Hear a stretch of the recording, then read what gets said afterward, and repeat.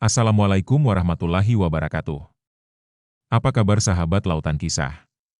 Semoga Allah senantiasa melimpahkan kesehatan, keberkahan rezeki, ketenangan hati, serta menjaga langkah kita dalam setiap ikhtiar yang diridainya.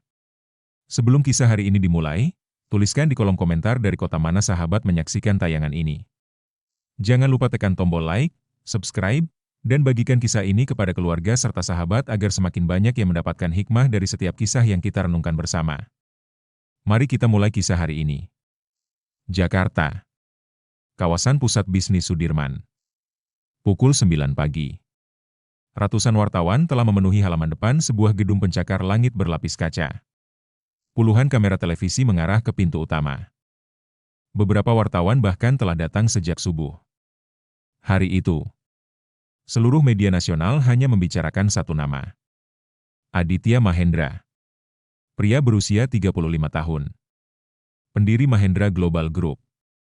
Pemilik puluhan perusahaan di bidang teknologi, energi terbarukan, properti, logistik, dan kesehatan. Majalah Bisnis Internasional baru saja menempatkannya sebagai salah satu miliarder termuda di Asia Tenggara. Kekayaannya diperkirakan mencapai puluhan triliun rupiah. Namun, yang membuat masyarakat kagum bukan hanya kekayaannya, melainkan gaya hidupnya. Aditya tetap tinggal di rumah yang tidak terlalu mewah. Masih mengendarai mobil yang sama selama bertahun-tahun. Masih datang ke kantor tanpa iring-iringan kendaraan. Dan hampir tidak pernah terlihat menghadiri pesta kalangan elit. Di dalam ruang rapat lantai 52, direksi telah menunggu. Begitu Aditya memasuki ruangan, seluruh peserta berdiri. Selamat pagi, Pak Aditya. Pagi. Beliau membalas dengan senyum sederhana. Tidak ada kesan ingin dihormati. Beliau justru menghampiri petugas kebersihan yang sedang mengangkat gelas-gelas bekas rapat. Pak Hasan. Iya, Pak. Sudah sarapan? Petugas itu tersenyum malu. Sudah. Alhamdulillah. Kalau ada yang kurang, bilang ke bagian umum. Jangan sungkan. Siap, Pak. Pemandangan itu membuat seorang direktur baru terdiam. Beliau berbisik kepada rekannya, Pak Aditya hafal nama petugas kebersihan? Rekannya tersenyum. Bukan hanya petugas kebersihan. Satpam. Sopir. Office boy. Semuanya beliau hafal. Direktur baru mengangguk pelan. Mungkin. Inilah salah satu alasan mengapa ribuan karyawan begitu mencintai pemimpinnya. Di tempat lain. Di kawasan pinggiran Jakarta Timur. Di sebuah gang sempit yang masih dipenuhi rumah-rumah sederhana. Seorang perempuan berusia 32 tahun sedang menyiapkan dagangan. Namanya Salsabila Rahma. Semua orang memanggilnya Salsa. Setiap pagi sejak pukul 3 dini hari. Beliau memasak nasi uduk, membuat sambal, menggoreng tempe, telur balado, ayam goreng, lalu menjualnya di gerobak kecil di depan rumah kontrakan. Pelanggannya cukup banyak, karena masakannya terkenal enak. Namun, tidak ada seorang pun pelanggan yang mengetahui bahwa perempuan sederhana itu memiliki hubungan yang sangat istimewa dengan salah satu orang terkaya di Indonesia. Di dalam laci kayu kecil gerobaknya, Salsa menyimpan sebuah dompet lusuh. Di dalam dompet itu terdapat sebuah foto. Foto seorang pemuda kurus, mengenakan kemeja putih yang telah memudar warnanya. Sedang tersenyum sambil membawa map lamaran kerja. Pemuda itu adalah Aditya. Foto itu diambil 15 tahun yang lalu. Ketika mereka sama-sama hidup dalam keterbatasan. Salsa mengusap foto itu perlahan. Lalu tersenyum. Mas, semoga Allah menjaga setiap langkahmu. Di tempat yang berbeda. Aditya baru saja menyelesaikan rapat. Sekretarisnya menghampiri. Pak. Iya. Siang nanti ada makan siang dengan keluarga hartawan. Aditya mengangguk. Baik. Kemudian malam ada gala dinner bersama investor luar negeri. Baik. Sekretaris tampak sedikit ragu. Ada satu agenda lagi. Apa? Keluarga hartawan ingin membahas rencana pertunangan. Aditya berhenti berjalan. Tatapannya berubah tenang. Pertunangan? Iya. Dengan putri mereka. Aditya tersenyum tipis. Bukankah aku sudah pernah menyampaikan jawabannya? Sudah, Pak. Tetapi mereka berharap Bapak mempertimbangkannya kembali. Aditya hanya mengangguk. Tidak perlu dijadwalkan. Baik. Sekretaris terdiam. Beliau tahu. Putri keluarga hartawan adalah salah satu perempuan paling berpengaruh di kalangan konglomerat. Cantik. Berpendidikan luar negeri. Mewarisi perusahaan keluarga bernilai ratusan triliun rupiah. Banyak pengusaha muda berlomba-lomba mendekatinya. Namun, pria sekaya Aditya justru beberapa kali menolak secara halus. Tidak ada yang tahu alasannya. Sore itu, usai seluruh agenda selesai, Aditya meminta sopir menghentikan mobil di sebuah gang kecil. Pak. Iya? Seperti biasa. Saya turun di sini. Sopir tersenyum. Baik. Aditya berjalan kaki memasuki gang. Beberapa warga langsung menyapanya. Mas Aditya. Assalamualaikum. Waalaikumsalam warahmatullahi wabarakatuh. Loh? Mas pulang lagi? Iya. Mau beli nasi uduk? Beberapa warga tertawa. Mas kan sudah miliarder. Kok masih makan nasi uduk di sini? Aditya ikut tersenyum. Karena nasi uduk ternak di Jakarta. Adanya di sini. Beliau berhenti di depan gerobak sederhana itu. Salsa yang sedang membungkus pesanan pelanggan menoleh. Tatapan mereka bertemu. Senyum yang sama. Senyum yang telah menemani perjalanan hidup mereka sejak 15 tahun lalu. Assalamualaikum. Waalaikumsalam warahmatullahi wabarakatuh. Seperti biasa? Aditya mengangguk. Iya. 1 bungkus. Telur balado. Tempe. Sambalnya jangan terlalu banyak. Salsa tertawa kecil. Mas masih saja tidak kuat pedas. Sejak dulu. Aditya ikut tertawa. Dan kamu masih hafal. Semua kesukaan Mas. Salsa membungkus nasi uduk itu dengan sangat hati-hati. Seolah bukan sedang melayani pelanggan. Melainkan seseorang yang sangat berharga. Setelah menerima bungkusan itu, Aditya mengeluarkan uang. Salsa langsung menggeleng. Tidak usah. Masih seperti dulu? Iya. Kalau untuk Mas, tidak pernah berubah. Aditya tersenyum. Kemudian berkata pelan. Kalau begitu, aku juga tidak akan berubah. Kalimat sederhana itu membuat Salsa menundukkan kepala sambil tersenyum malu.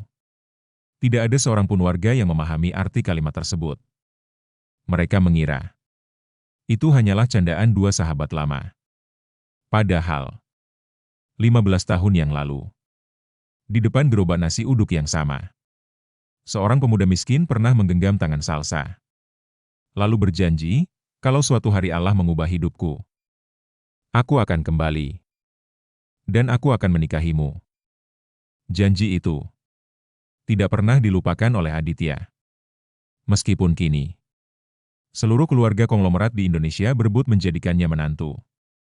Dan beliau belum mengetahui bahwa dalam waktu dekat, satu keputusan besar akan menguji apakah harga sebuah janji lebih tinggi daripada puluhan triliun rupiah dan kemewahan yang ditawarkan dunia.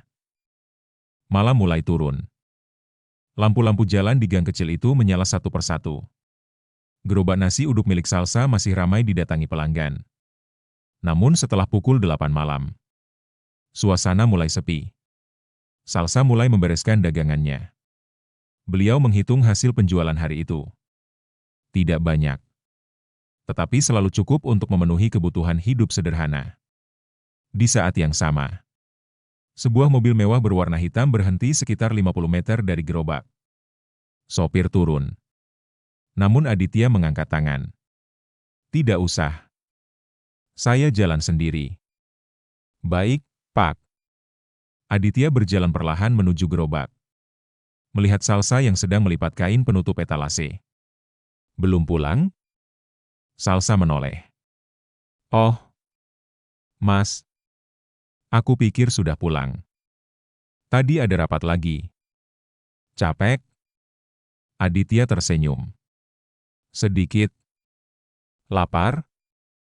Iya. Salsa membuka kembali wadah nasi. Masih ada sedikit. Kalau tidak keberatan, kita makan di sini saja. Aditya mengangguk. Seperti dulu. Beberapa menit kemudian, mereka duduk di bangku kayu kecil di samping gerobak. Hanya diterangi lampu bohlam sederhana. Suasana sangat berbeda dengan restoran mewah yang biasa didatangi para miliarder. Namun, di tempat itulah Aditya justru merasa paling tenang. Salsa menyerahkan sepiring nasi uduk. Silakan. Aditya tersenyum. Masih sama rasanya. Belum dicicipi. Aku hafal.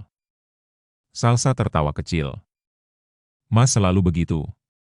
Aditya mulai makan. Beberapa suap pertama. Beliau menutup mata. Enak. Sangat enak. Alhamdulillah. Salsa memperhatikan wajah Aditya. Lalu berkata pelan, Mas. Iya? Capek ya? Aditya mengangguk. Kadang. Tapi tidak boleh menyerah. Kenapa?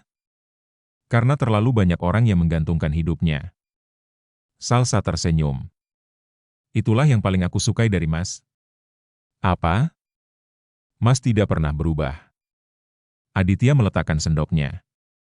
Kemudian memandang Salsa. Kamu tahu. Apa yang paling kutakutkan? Apa?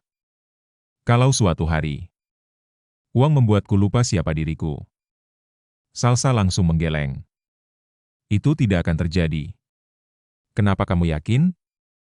Karena sejak dulu, Mas selalu takut kepada Allah. Orang yang takut kepada Allah tidak mudah mabuk oleh dunia.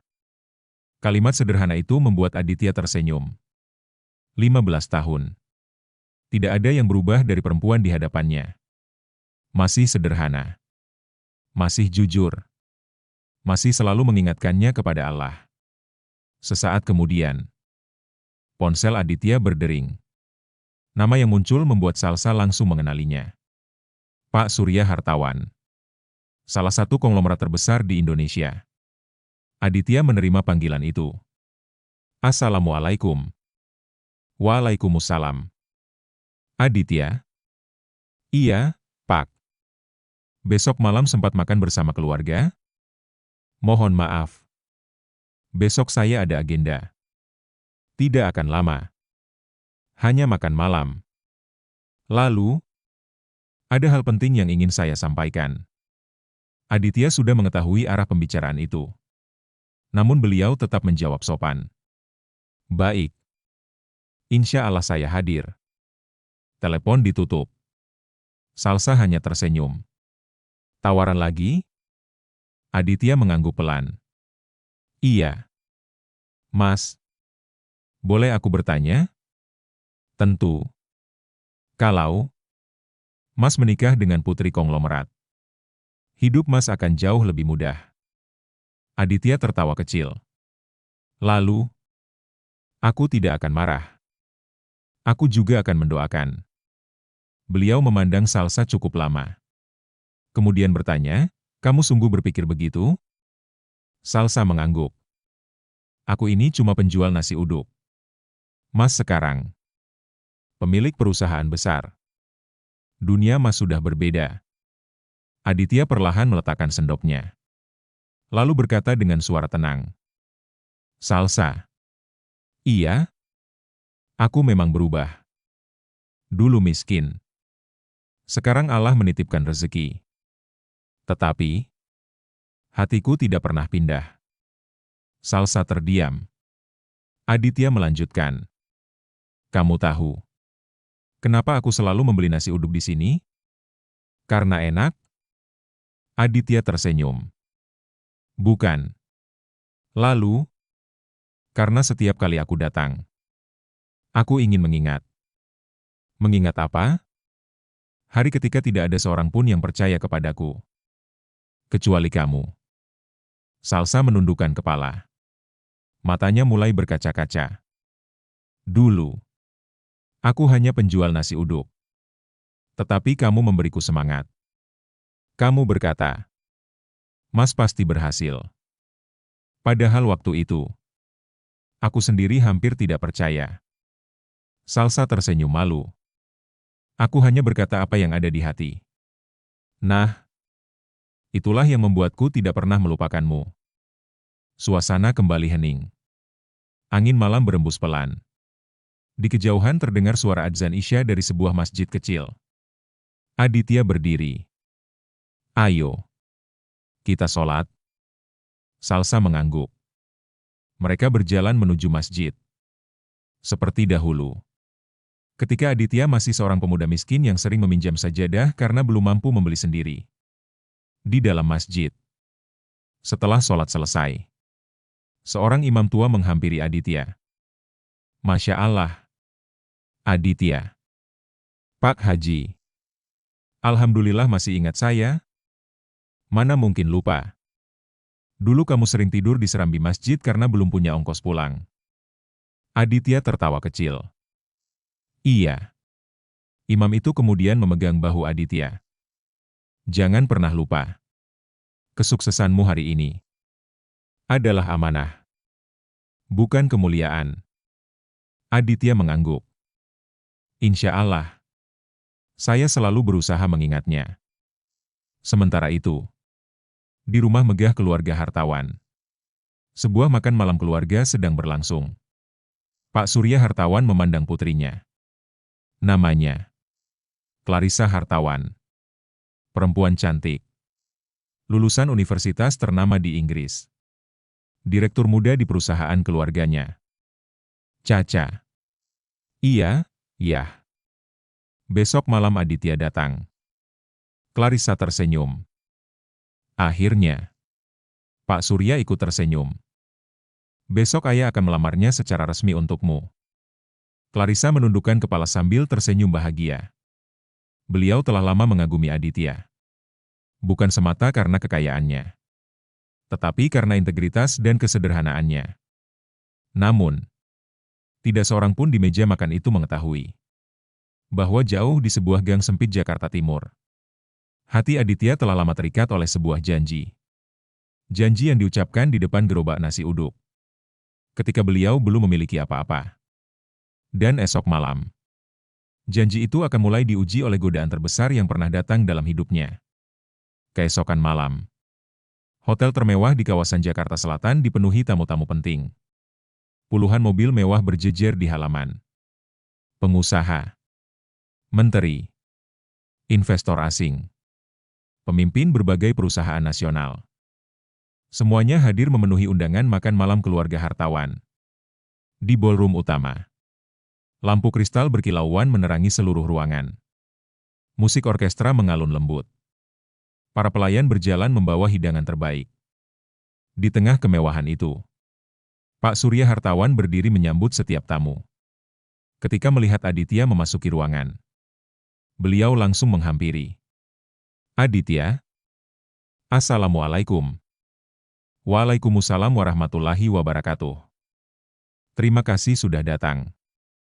Terima kasih atas undangannya. Pak Surya menepuk bahu Aditya. Ayo. Duduk di meja utama. Aditya mengikuti dengan sopan. Di meja kehormatan telah duduk Clarissa Hartawan. Malam itu, Clarissa mengenakan gaun muslimah berwarna putih gading. Anggun. Sederhana. Namun tetap memancarkan kewibawaan seorang pewaris konglomerasi besar.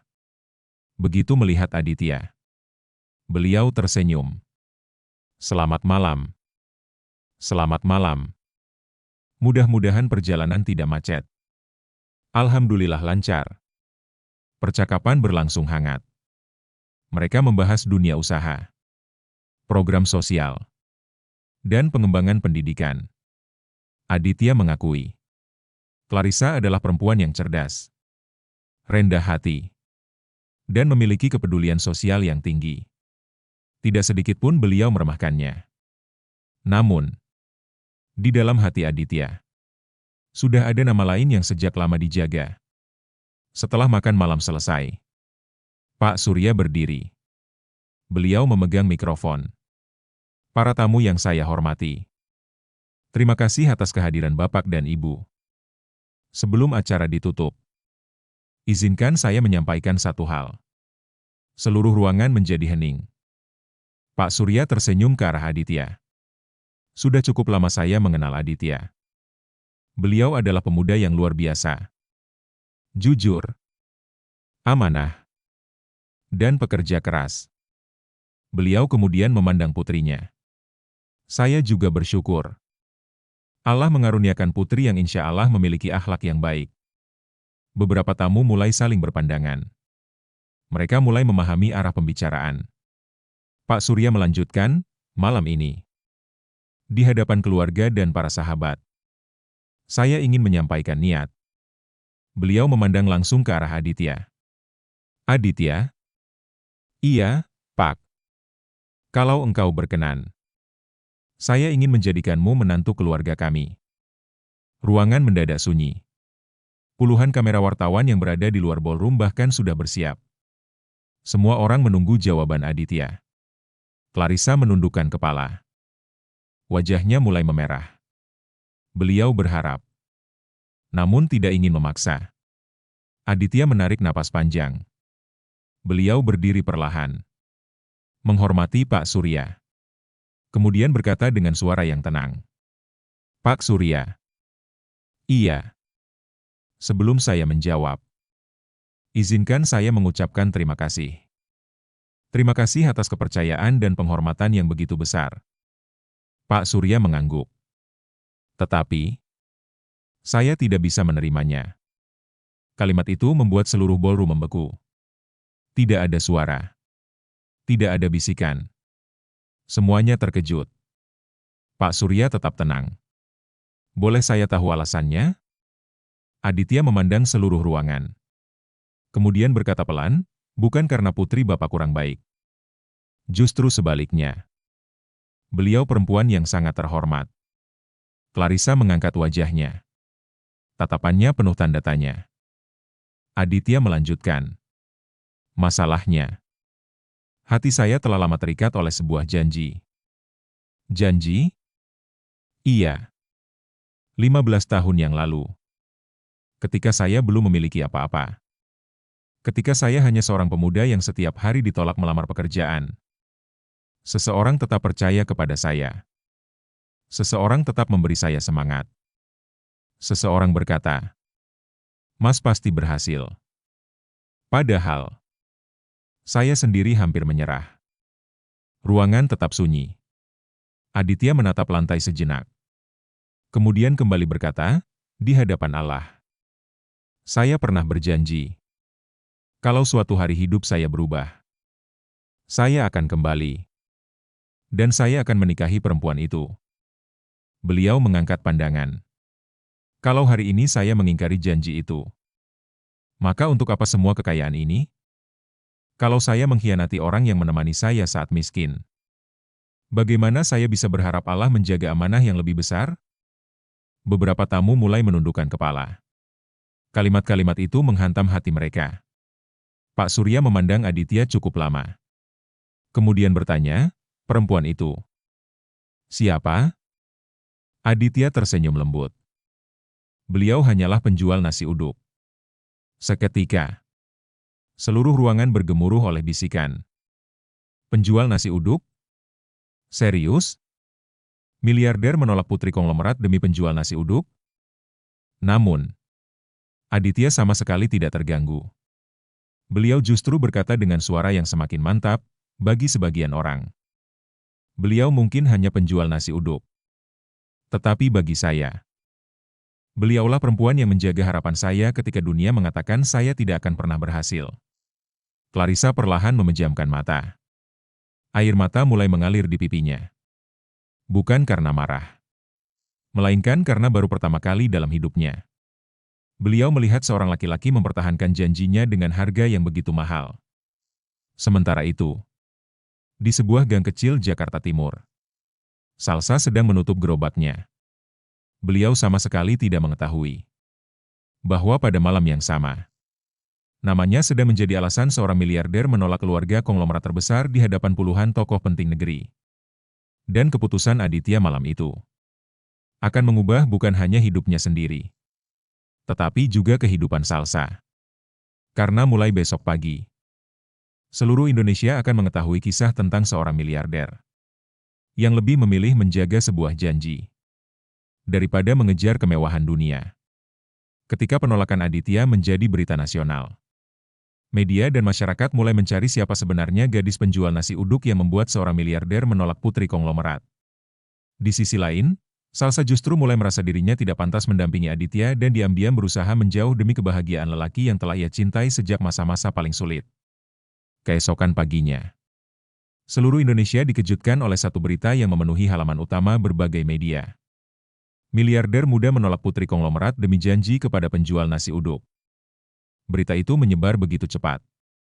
Televisi, portal berita, media sosial, podcast, semuanya membahas keputusan Aditya Mahendra. Banyak orang tidak percaya. Sebagian menganggapnya hanya strategi pencitraan. Sebagian lagi menyebutnya kisah cinta paling langka di zaman sekarang. Di kantor pusat Mahendra Global Group, sekretaris pribadi Aditya memasuki ruang kerja dengan membawa setumpuk koran.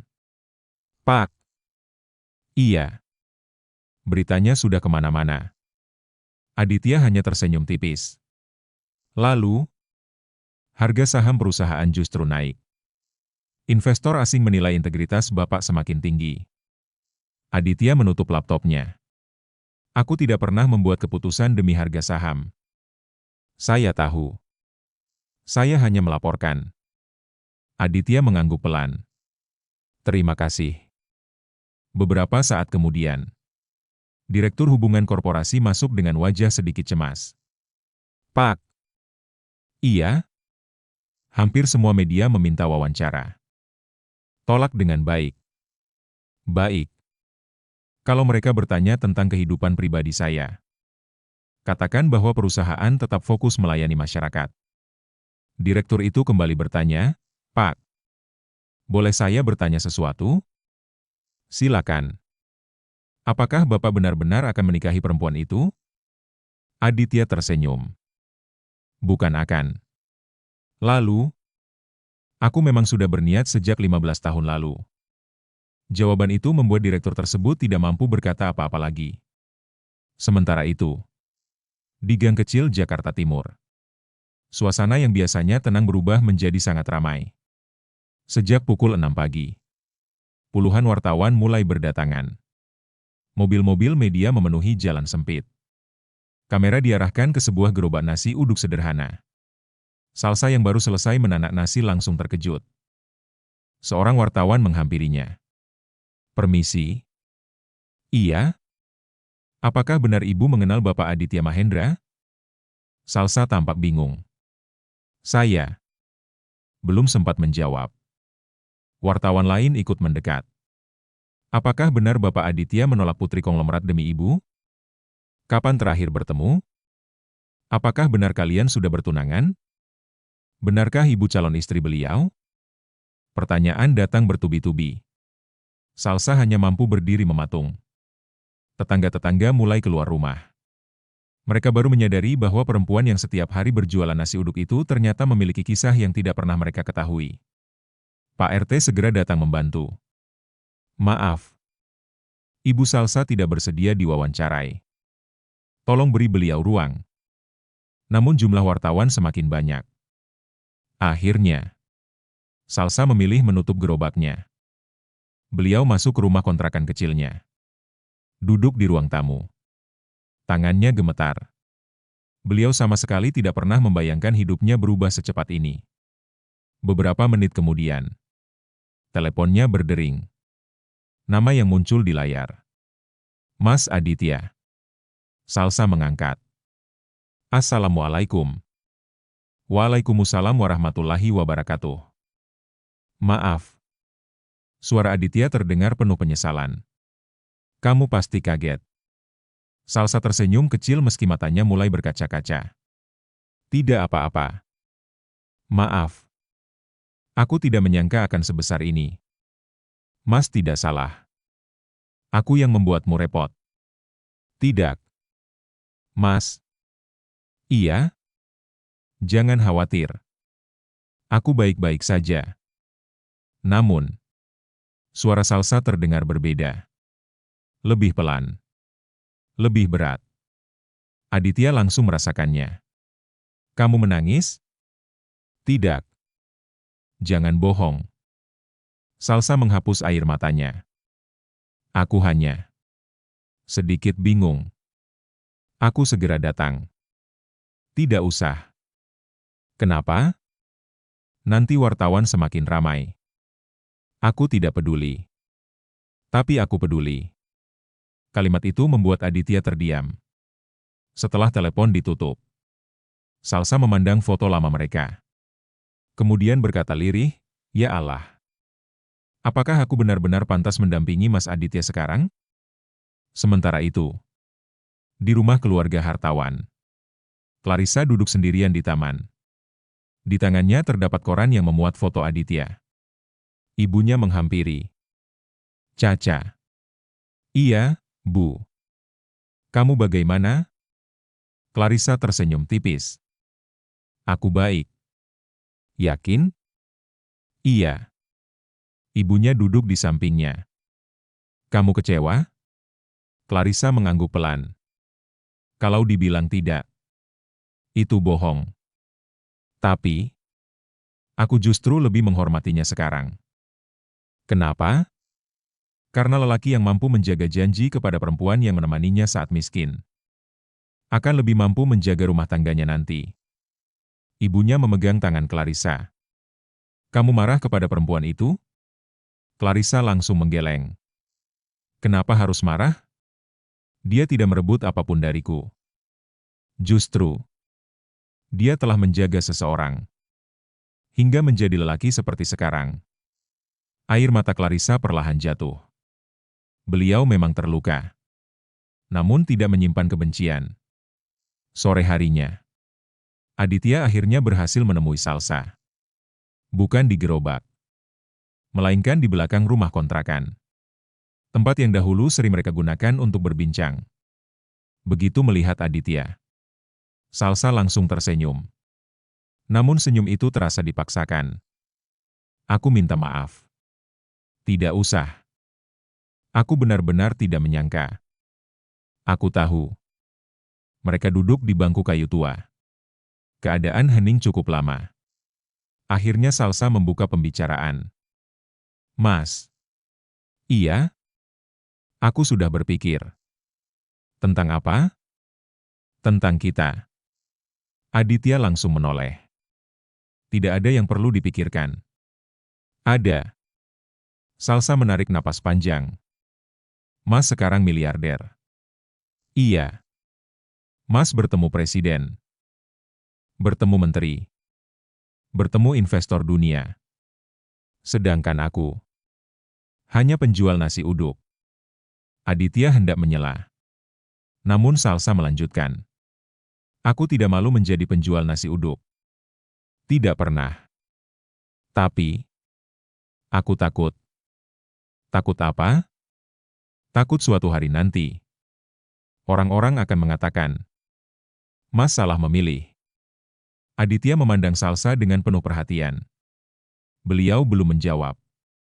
Karena beliau tahu, perempuan yang dicintainya sedang berbicara bukan dengan logika, melainkan dengan rasa rendah diri yang selama ini diam-diam dipendam. Dan tanpa diketahui Aditya, Salsa telah mengambil sebuah keputusan. Keputusan yang akan membuat hati Aditya hancur. Karena beliau berencana menghilang dari hidup lelaki yang paling dicintainya. Agar Aditya bebas memilih perempuan yang dianggap lebih pantas oleh dunia. Malam itu, setelah Aditya pulang, Salsa masih duduk sendirian di belakang rumah kontrakannya. Langit Jakarta tampak mendung. Sesekali angin berembus pelan di pangkuannya. Masih tergenggam foto lama Aditya. Foto yang sudah mulai memudar dimakan usia. Salsa mengusap foto itu perlahan. Air matanya jatuh tanpa suara. Ya Allah. Aku mencintainya. Lebih dari apapun di dunia ini. Tapi, aku juga tidak ingin menjadi beban bagi hidupnya. Beliau menatap langit. Kemudian menarik napas panjang. Kalau memang melepaskannya membuat hidupnya lebih baik. Aku rela. Kalimat itu diucapkan sambil menangis. Karena bagi Salsa, mencintai bukan berarti memiliki. Kadang, mencintai berarti rela mengorbankan kebahagiaan sendiri. Di tempat lain, Aditya belum bisa tidur. Beliau berdiri di balkon rumahnya, memandang lampu-lampu kota yang masih menyala. Ucapan Salsa terus terngiang di kepalanya. Aku takut suatu hari nanti orang-orang mengatakan Mas salah memilih. Aditya menggeleng pelan. Dunia? Mengapa selalu menilai manusia dari hartanya? Beliau teringat 15 tahun yang lalu. Saat pertama kali bertemu Salsa. Kala itu, Aditya baru saja dipecat dari pekerjaannya sebagai buruh gudang. Dompetnya kosong. Perutnya lapar. Beliau berjalan tanpa tujuan. Hingga akhirnya berhenti di sebuah gerobak nasi uduk. Ada yang bisa saya bantu? Suara lembut seorang gadis membuat Aditya menoleh. Itu. Saya belum punya uang. Gadis itu tersenyum. Tidak apa-apa. Makan dulu. Nanti kalau sudah punya rezeki, baru dibayar. Aditya langsung menggeleng. Tidak. Saya tidak mau berutang. Gadis itu tertawa kecil. Bukan utang. Lalu, sedekah. Aditya menundukkan kepala. Beliau belum pernah diperlakukan sebaik itu oleh orang yang bahkan belum mengenalnya. Hari itulah, untuk pertama kalinya beliau mengenal Salsa. Dan sejak hari itu pula, Salsa selalu menjadi orang pertama yang percaya bahwa Aditya akan berhasil. Keesokan paginya, Salsa bangun lebih awal dari biasanya. Beliau memasukkan beberapa helai pakaian ke dalam tas kecil. Kemudian mengambil sebuah amplop. Di dalam amplop itu terdapat buku tabungan. Selama bertahun-tahun, beliau diam-diam menabung. Bukan untuk membeli rumah. Bukan untuk membeli perhiasan. Melainkan untuk membantu Aditya jika suatu hari usahanya mengalami kesulitan. Namun, tabungan itu tidak pernah terpakai. Karena Allah justru mengangkat kehidupan Aditya jauh melebihi bayangannya. Salsa tersenyum sambil memegang buku tabungan itu. Alhamdulillah. Mas ternyata tidak pernah membutuhkannya. Beliau kemudian mulai menulis sepucuk surat. Tangannya bergetar. Beberapa kali air mata jatuh mengenai kertas. Assalamualaikum warahmatullahi wabarakatuh. Mas Aditya. Maafkan aku. Kalau nanti Mas membaca surat ini, mungkin aku sudah pergi. Tulisan itu berhenti. Salsa menangis cukup lama. Beliau kembali melanjutkan. Aku tidak pergi karena berhenti mencintai Mas. Justru karena aku terlalu mencintai Mas. Aku tidak ingin hidup Mas menjadi bahan pembicaraan orang. Aku tidak ingin mereka mengatakan, seorang miliarder menikahi penjual nasi uduk. Mas pantas mendapatkan perempuan yang lebih baik. Lebih terpelajar. Lebih terhormat. Lebih sesuai dengan dunia Mas sekarang. Setiap kalimat terasa seperti merobek hatinya sendiri. Sementara itu, di kantor Mahendra Global Group, Aditya menerima kunjungan mendadak dari Pak Surya Hartawan. Begitu memasuki ruang kerja, Pak Surya langsung tersenyum. Assalamualaikum. Waalaikumsalam warahmatullahi wabarakatuh. Silakan duduk, Pak. Pak Surya duduk perlahan. Aku datang bukan untuk membujukmu. Aditya mengangguk hormat. Terima kasih. Aku hanya ingin memastikan satu hal. Silakan. Kau sungguh mencintai perempuan itu? Aditya tersenyum tanpa ragu. Iya. Bukan karena kasihan? Bukan.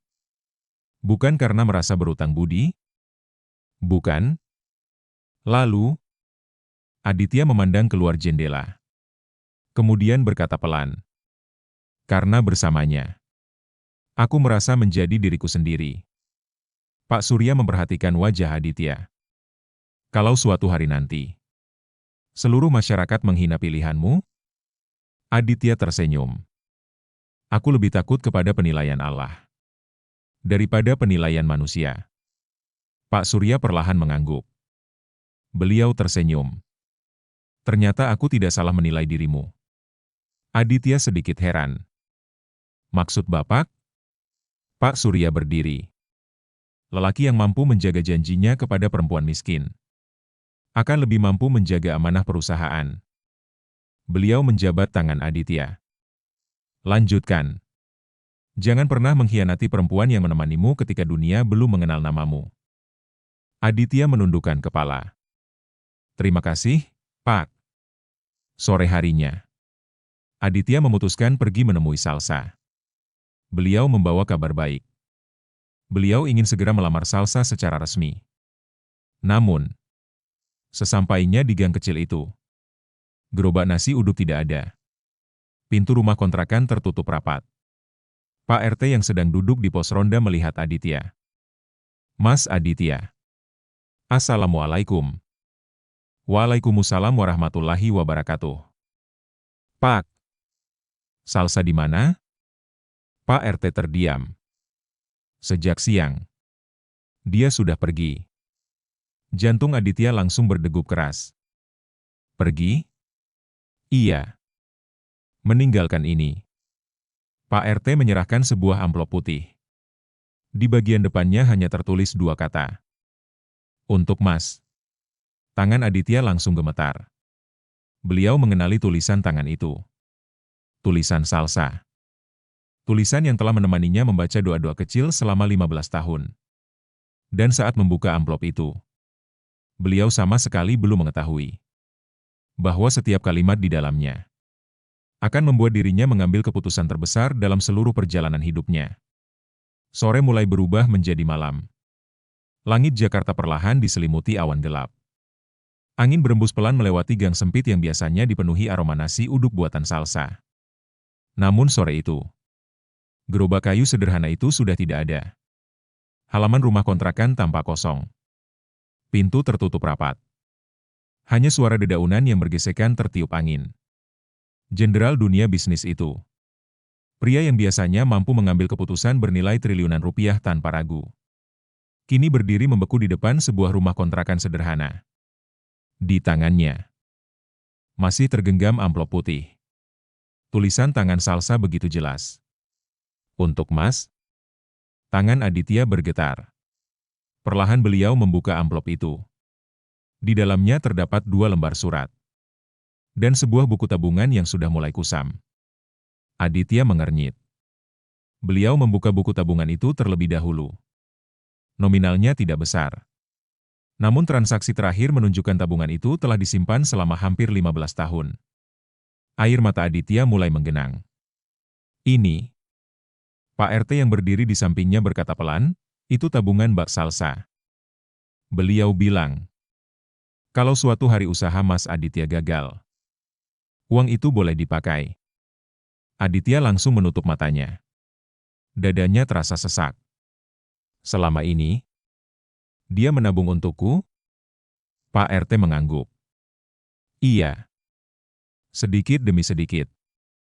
Setiap hari." Beliau sering berkata, "Kalau nanti Mas Aditya kesulitan, aku ingin bisa membantu meski sedikit." Aditya tidak mampu berkata apa-apa. Beliau memegang buku tabungan itu seperti memegang sesuatu yang sangat berharga. Nilainya mungkin hanya puluhan juta rupiah. Namun, bagi Aditya, buku tabungan itu jauh lebih mahal daripada seluruh saham perusahaan yang dimilikinya. Karena setiap rupiah di dalamnya adalah bukti cinta yang dikumpulkan sedikit demi sedikit dengan hasil berjualan nasi uduk. Perlahan, beliau membuka surat itu. Tulisan tangan Salsa masih begitu rapi. "Assalamualaikum warahmatullahi wabarakatuh. Mas Aditya. Maafkan aku. Kalau Mas membaca surat ini, berarti aku sudah pergi. Air mata Aditya mulai jatuh. Beliau tetap melanjutkan membaca. Aku pergi bukan karena berhenti mencintai Mas. Justru karena aku terlalu mencintai Mas. Aku tidak ingin menjadi alasan orang menghina Mas. Aku tidak ingin perjalanan hidup Mas yang indah menjadi bahan ejekan karena memilih perempuan sepertiku. Mas pantas mendapatkan perempuan yang lebih baik. Lebih berpendidikan. Lebih kaya. Lebih pantas berdiri di samping seorang miliarder. Aditya langsung menggeleng. Tidak. Tidak, Salsa. Beliau melanjutkan membaca. Aku bersyukur pernah mengenal Mas. Aku bersyukur pernah menemani Mas ketika dunia belum mengenal nama Mas. Dan aku akan lebih bersyukur lagi kalau suatu hari nanti aku mendengar Mas hidup bahagia. Meski kebahagiaan itu bukan bersamaku. Air mata Aditya kini tidak lagi mampu dibendung.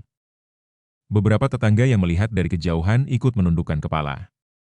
Mereka tidak pernah menyangka perempuan sederhana yang setiap pagi menjual nasi uduk itu menyimpan cinta sebesar itu. Aditya membaca bagian terakhir surat. Mas, terima kasih. Karena pernah menjadikanku perempuan yang paling bahagia. Tetapi, izinkan kali ini aku menepati janjiku kepada diriku sendiri. Aku tidak akan menjadi beban bagi orang yang paling aku cintai. Doaku. Semoga Allah selalu menjaga Mas. Semoga Allah menjadikan Mas lelaki yang semakin dekat kepadanya. Dan semoga suatu hari nanti, kalau Allah menghendaki, kita dipertemukan kembali dalam keadaan yang lebih baik. Maafkan aku, Salsa. Surat itu perlahan jatuh ke pangkuan Aditya.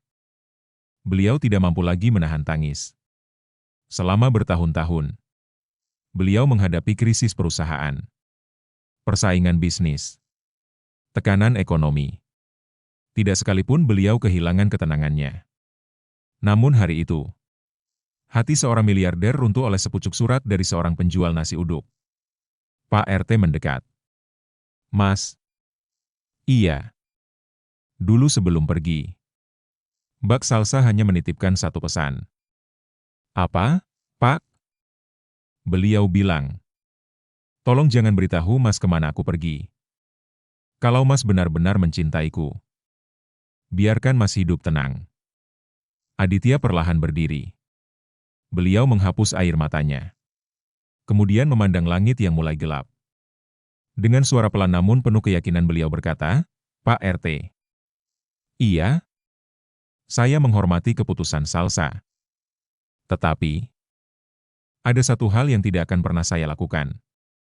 Apa itu? Saya tidak akan berhenti mencarinya. Pak RT terdiam. Aditya menggenggam surat itu erat-erat. 15 tahun yang lalu. Dia percaya kepada seorang pemuda miskin yang tidak punya apa-apa. Hari ini, giliran saya membuktikan bahwa janji seorang lelaki tidak akan berubah hanya karena Allah menitipkan kekayaan. Beliau memandang gang kecil itu untuk terakhir kalinya malam itu. Gerobak nasi uduk memang telah hilang. Namun aroma perjuangan, kesetiaan, dan cinta yang pernah tumbuh di tempat itu tidak akan pernah hilang dari hatinya.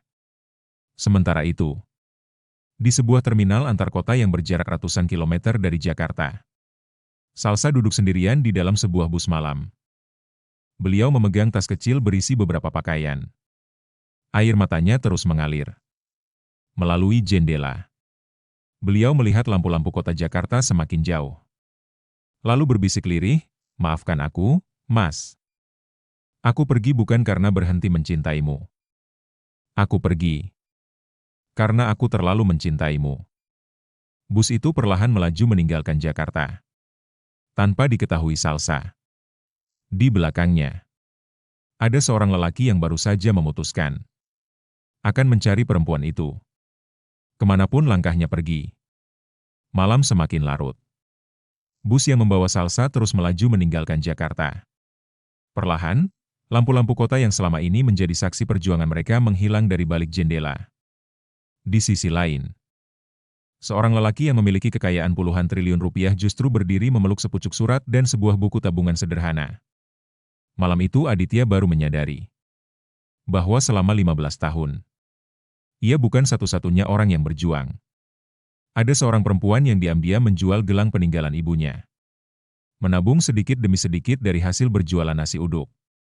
Bahkan menyiapkan seluruh tabungannya jika suatu hari usaha lelaki yang dicintainya mengalami kegagalan.